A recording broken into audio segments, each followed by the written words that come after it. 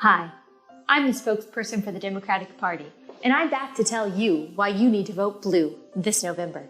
You know us as the party of love, tolerance, and compassion, but we're much more than that. We're the party of science, and the science is clear. Men have periods, babies are clumps of cells until they're born, and maybe a few minutes after. Vaccines save lives unless they're developed while Trump is president, and voting for us will end hurricanes, wildfires, and tornadoes. As our nation reels from a pandemic with at least a 98% survival rate, we need a party that understands that riots, liquor stores, and abortion clinics are immune to the virus, while churches and schools are dangerous and must be shut down. It's for your safety. Democrats stand for justice. That means we'll ruin a man's life based on no evidence because we believe all women, unless your name is Tara Reid. As fighters for justice, we have a winning message from our activist base. Abolish the police and prison systems. At the same time, we'll push to take away your guns and eliminate single-family housing zones. It'll be fine. Our commitment to justice also means we'll stand by as the lives, businesses, and property of people who did nothing wrong are destroyed. That's because we believe Black Lives Matter. Trump is a racist. He just is. And even though he's explicitly condemned white supremacy multiple times, it's not enough and it never will be. Come to think of it, he hasn't been quite clear enough on his stances on cannibalism, pushing people in front of moving trains, or Ted Bundy either. It really makes you wonder. In Joe Biden, we have a champion for the BIPOC, primarily by authoring a bill that sent thousands of them to prison. And most recently, he compassionately pointed out that all Black people think the same way, and that if you don't vote for him, you ain't Black.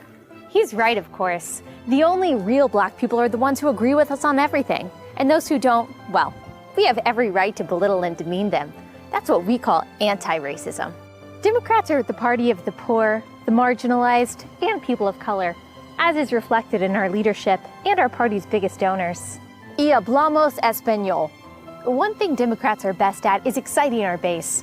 We do this by coming up with stories we know will make you angry, and then dropping them entirely without corrections when they get old. Like accusing Kavanaugh of gang rape or Trump of stealing mailboxes. That was fun. Trump is a scary, evil dictator. So scary that absolutely no one is afraid to criticize him, lie about him, openly wish death upon him, or call him a clown in a live debate. That's why we believe he won't concede in November. Sure, it's been 4 years and we still haven't accepted the results of the last election, but that's because reasons. The GOP will do anything to stay in power. Democrats are just trying to preserve our democracy by backing the courts, abolishing the Electoral College, and reconfiguring the Senate. We go back and forth between believing Trump is a conniving genius or a bumbling buffoon, but one thing is clear. He is not mentally fit to be president. Our candidate is sharp, and not at all in cognitive decline. I mean, who really knows what the Declaration of Independence says anyway? And who are you to say corn pop isn't real?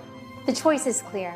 And once again, we're confident that through censorship, manipulation, bullying, and maybe a little ballot harvesting, we'll get our way. Why? Because we care about you.